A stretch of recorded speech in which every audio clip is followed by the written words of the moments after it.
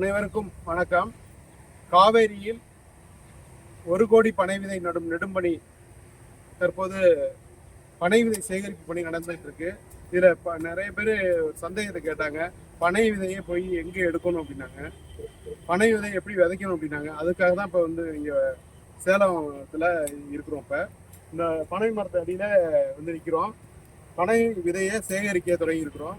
இங்கே இப்போ தான் அந்த மரத்துலேருந்து விழுந்து இந்த பழம், அந்த பனம்பழத்தை எடுத்து இப்போ விதைக்க போகிறோம். இது பனம்பழம். இது பனம்பழம் இதுலேருந்து தான் விதை கிடைக்குது. இப்போ இதை எடுக்க போகிறோம். இதில் விதை 1, 2, 3 விதை கிடைச்சிச்சு இந்த ஒரு பனம்பழத்துலேருந்து. அதை விதைக்க போகிறோம். இது மரத்துலேருந்து விழுந்தாவே தானாக முளைச்சிரும். இதை எப்படி வேணாலும் போட்டு புளியை போடலாம். இப்படி போட்டு நம்ம நடுறோம். அவ்வளோதான். இது ஒரு பனை விதை நட்டாச்சு. அடுத்த பனை விதையை நீங்க நடுங்க சார்.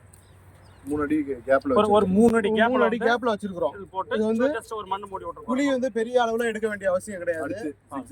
அப்படி ஜிக்ஜாக் இது இந்த ரெண்டு பனை மரத்துக்கு நடுவுல இது போடுது. இது இந்த ஒரு பனை விதை மண்ணுல மூடுற அளவுக்கு குழி இருந்தா போதும். இதுல இருக்க பெரிய மண்வெட்டி எல்லாம் எடுத்து பெரிய ஆழம்லாம் பறிக்க வேண்டிய அவசியமே கிடையாது. லேசா அந்த மண்ணுல மூடுற அளவுக்கு குழி பறிச்சா போதும். பனை விதை நட்டாச்சு. இதுதான். இதுக்கு தண்ணி ஊற்றி வைக்க வேண்டிய அவசியம் இல்லை. இதுக்கு கூண்டு வைக்க வேண்டிய அவசியம் இல்லை. மண்ணில் வச்சுட்டோம்னா போதும், அது மரமாயிடும். நன்றி.